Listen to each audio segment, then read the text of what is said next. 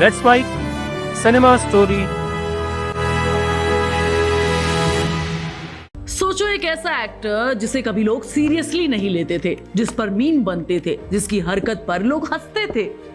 वही इंसान आज सिर्फ 3 दिन में 500 करोड़ का वर्ल्ड वाइड कलेक्शन देता है। ये कोई कहानी नहीं है, ये रियलिटी है। और ये रियलिटी है रणवीर सिंह की, और उस फिल्म की जिसने आते ही बॉक्स ऑफिस पर विस्फोट कर दिया, कि पूरे बॉलीवुड को झटके में डाल दिया कि कोई फिल्म 3 दिन में इतनी कमाई भी कर सकती है। लेकिन ये 500 करोड़ की चमक एक दिन में नहीं आई है। इसके पीछे की मेहनत, गलत फैसले, ताने, गिरावट और फिर वापसी की कहानी छिपी है।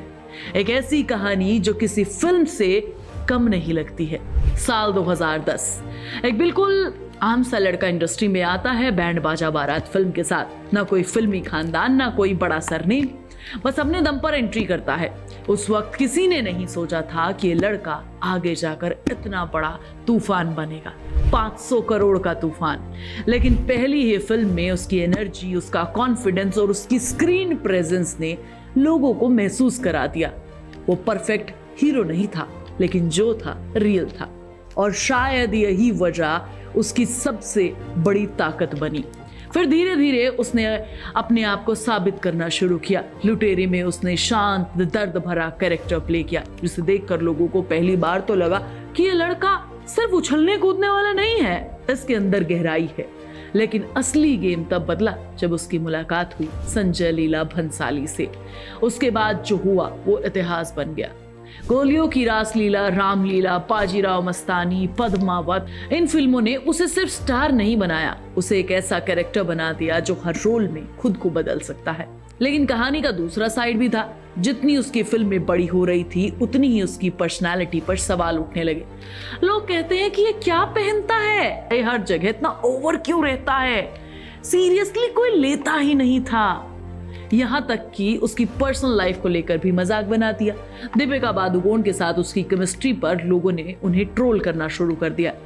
कहते थे ये तो बस अपनी बीवी के आगे पीछे घूमने वाला इंसान है, ये तो जोरू का गुलाम है। सोशल मीडिया पर जोकर तक कहा जाता था।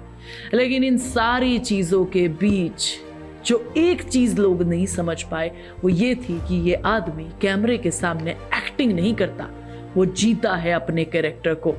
और फिर आता है एक गोल्डन मोमेंट, सिम्बा और गली बॉय, अपना टाइम आएगा। ये सिर्फ एक डायलॉग नहीं था, ये उसकी लाइफ का ऐलान था। हर कोई मान चुका था कि अब वो स्टार बन चुका है, लंबे टाइम तक टिकेगा, ये तो शाहरुख खान को रिप्लेस कर देगा, सलमान को रिप्लेस कर देगा। लेकिन बॉलीवुड की कहानी इतनी सीधी कहाँ रही है। जहां स्टार को ऊपर बिठाया जाता है, उसे झट से नीचे भी गिरा दिया जाता है। साल 2020 के बाद सबसे मुश्किल दौर शुरू होता है। 83 फिल्म अच्छी थी, पर बॉक्स ऑफिस पर उम्मीद के मुताबिक परफॉर्म नहीं कर पाई। जयेश भाई जोरदार, जहां उन्होंने एकदम अलग ही एक्सपेरिमेंट कर दिया, लोगों को हजम नहीं हुआ, ऑडियंस ने पूरे तरीके से रिजेक्ट कर दिया। और फिर सर्कस, जिसने उनकी इमेज को नीचे और भी ज्यादा गिरा दिया। अब लोग जो पहले उसे स्टार कहते थे, अब फिर से वो एक्टिव हो गए कि रणवीर तो खत्म हो गया, ओवर एक्टिंग का रिजल्ट है भाई, इससे ना हो पाएगा, इसकी जिंदगी खिचड़ी है, ये खिलाड़ी नहीं बन सकता, ये नहीं उठने वाला। और रणवीर सिंह ने वही किया।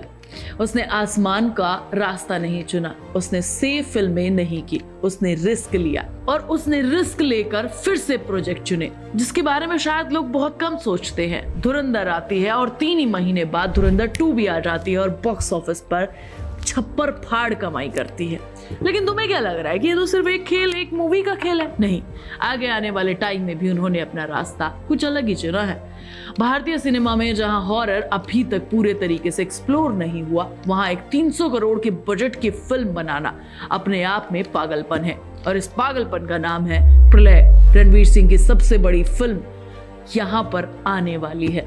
वो डरता नहीं है, वो डराता है। वो बाकी लोग शायद उसे अभी भी जोकर कह दे, लेकिन रणवीर सिंह ने अपना रास्ता हमेशा खुद चुना है। आज धुरंधर 500 करोड़ का कलेक्शन 3 दिनों में कर रही है। लोग सिर्फ उसका सक्सेस देख रहे हैं, लेकिन उसके पीछे जो सालों का स्ट्रगल रहा है, जो ट्रोलिंग रही है, जो फियर रहा है, वो शायद कोई देख नहीं रहा। जिस तरीके से इंसान को जोकर कहा गया, उसने फिर से खुद को साबित किया। और शायद यही वजह है कि रणवीर सिंह आज सिर्फ एक एक्टर नहीं है, वो एक एटीट्यूड बन चुका है। एक ऐसा एटीट्यूड जो कहता है लोग कुछ भी कहें, अगर तुम में दम है तो तुम वापसी जरूर करोगे।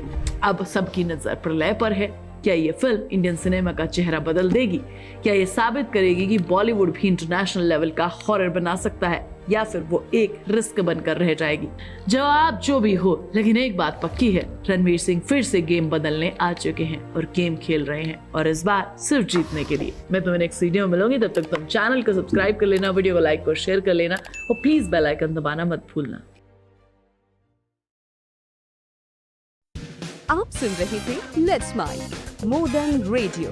फॉलो कीजिए हमें हमारे सोशल मीडिया प्लेटफॉर्म्स पर। It's time for news. It's time for more than radio. Presenting the first radio news app, Let's Mic. Let's Mic, a news-based app on your phone where you get to watch and listen news, talk shows, interviews, radio show podcasts. On Let's Mic, you get all relevant information of TV, print, radio, podcast, and digital. Let's Mic talks about every segment of life.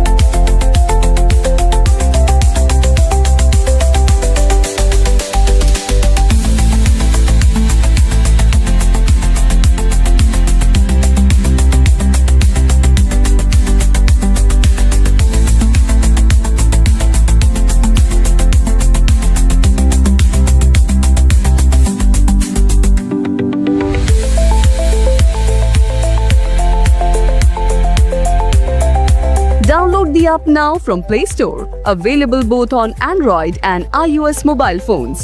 Follow us on YouTube, Instagram, Twitter, LinkedIn, Facebook, Telegram, WhatsApp, Snapchat. Let's talk, let's connect, and let's mic.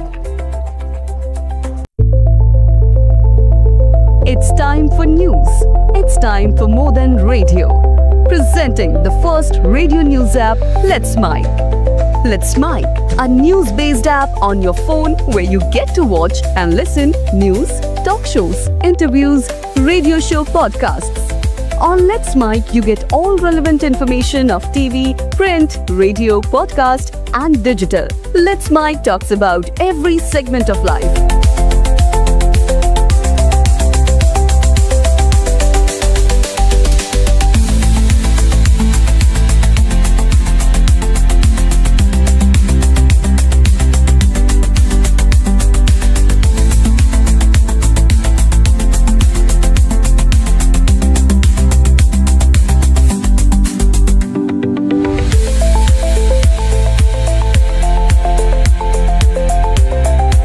Download the app now from Play Store. Available both on Android and iOS mobile phones. Follow us on YouTube, Instagram, Twitter, LinkedIn, Facebook, Telegram, WhatsApp, Snapchat. Let's talk, let's connect, and let's mic.